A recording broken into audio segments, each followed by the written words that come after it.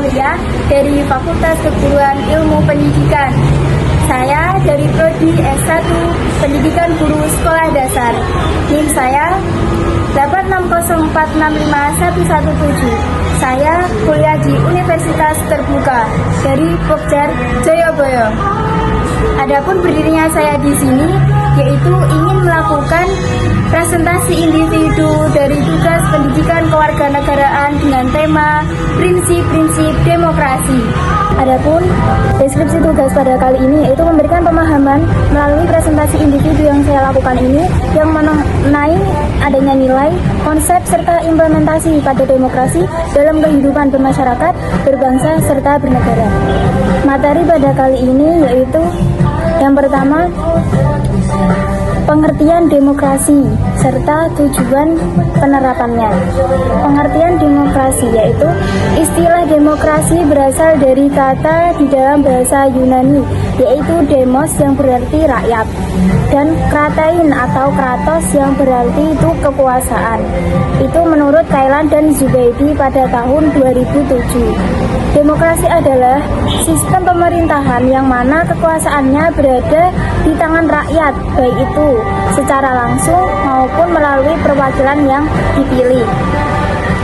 Dalam demokrasi, keputusan dibuat berdasarkan mayoritas suara dengan perlindungan hak-hak minoritas.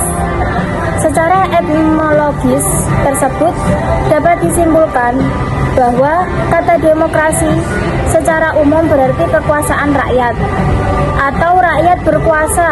Dalam bahasa Inggris disebut dengan ungkapan government of rule by the people. Adapun tujuan penerapan yaitu yang pertama, kesejahteraan bersama dengan mewujudkan keadilan sosial, ekonomi, dan pembangunan yang inklusif. Yang kedua, kedaulatan rakyat dengan memberikan rakyat peran aktif dalam pengambilan keputusan politik. Yang ketiga, stabilitas politik mencegah kekuasaan absolut, membantu mendorong dialog dan penyelesaian damai.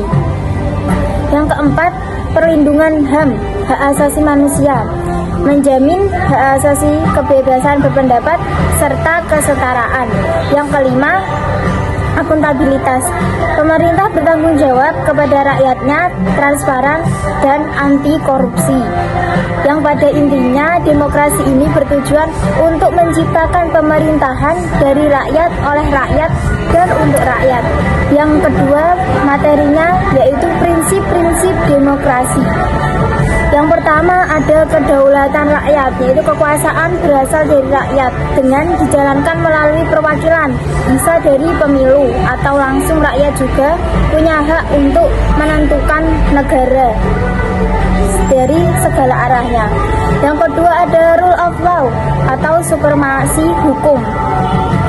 Semua ini diatur oleh hukum dan tidak ada yang di atas hukum, entah itu dari jaminan keadilan, juga kesetaraan dan perlindungan hak. Yang ketiga ada persamaan hak warga negara. Jadi semua warga punya hak sama dari segi politik, dari segi ekonomi, sosial yang tanpa diskriminasi atau agama, ras, gender. Yang keempat ada pemilu dan jujur.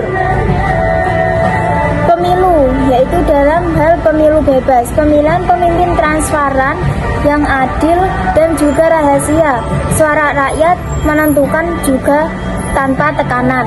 Yang kelima, adanya pemisahan kekuasaan atau trias politika. Yang eksekutif menjalankan, legislatif buat hukum, judikatif tegakkan hukum, juga cegah penyalahgunaan. Yang keenam, ada kebebasan berpendapat dan berekspresi. Warga atau masyarakat bebas untuk ikut bersuara, berkritik, berkreasi, yaitu dengan adanya batas etika atau hukum. Juga dapat mendorong partisipasi.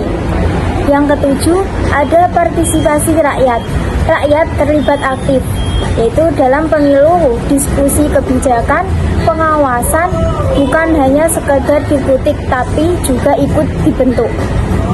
Pada intinya, demokrasi ini bukan cuma voting, akan tetapi proses konflik pada suara rakyat jadi kebijakan yang adil.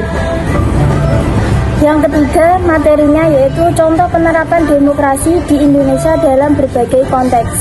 Yang pertama, dalam pemerintahan ada pemilu yaitu pemilihan umum. Warga memilih presiden, juga gubernur, bupati, dan anggota DPR secara langsung, bebas, serta rahasia. Yang kedua, ada Dewan Perwakilan Rakyat yaitu DPR, lembaga legislatif yang mewakili rakyat untuk membuat undang-undang dan mengawasi pemerintahan.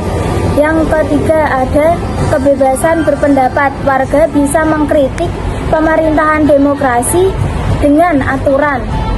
Juga ikut diskusi tentang kebijakan publik. Materi yang kedua contohnya yaitu dalam lingkungan kampus. Bisa dari pemilihan ketua mahasiswa. Dengan proses voting ini untuk memilih pemimpin yang mana sering melibatkan debat dan kampanye yang sehat.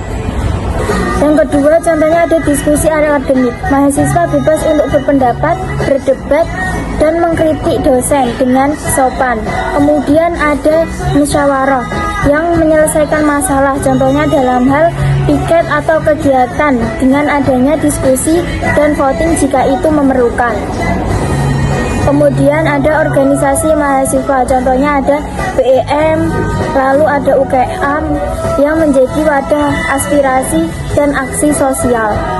Contoh yang ketiga dalam media sosial atau medsos.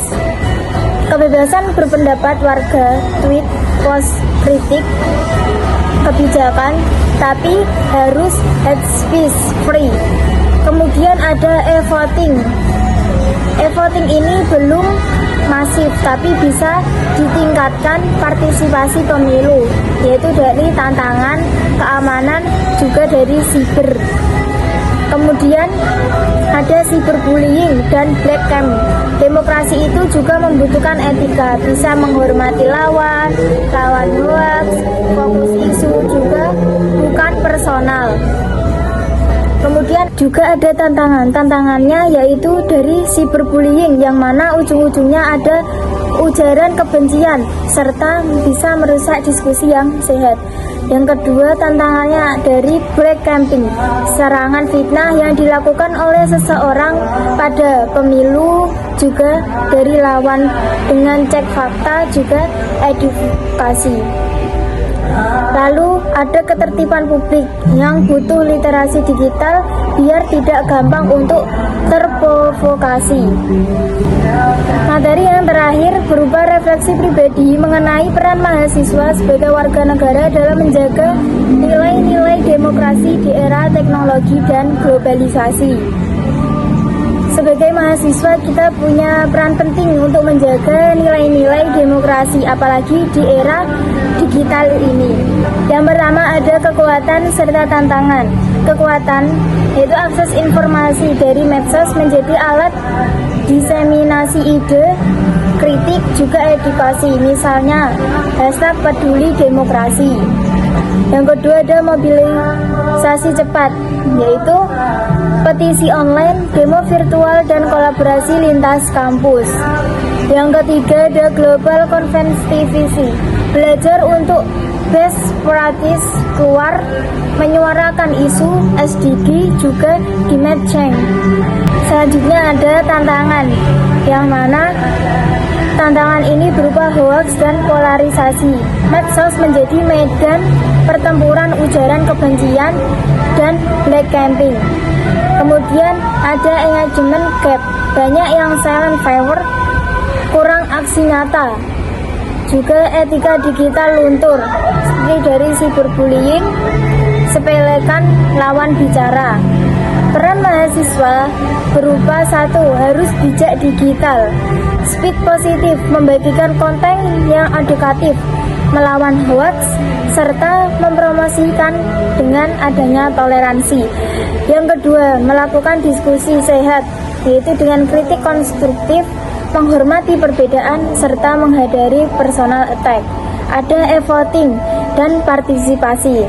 E-voting dan partisipasi ini mendukung pemilu digital jika itu aman dan mengajak teman untuk melakukan vote. Yang kedua ada etika dan literasi. Mahasiswa bisa mempelajari UU IBT, hukum siber, dan mengecek fakta sebelum itu di-share. Juga ada bina empati, mengkritik kebijakan bukan orangnya, mengajak dosen atau kaprok menjadi mentor diskusi.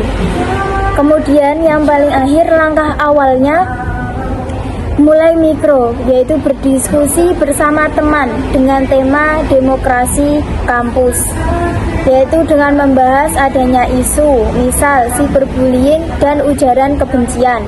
Lalu belajar tools, itu juga penting untuk mengikuti webinar demokrasi digital.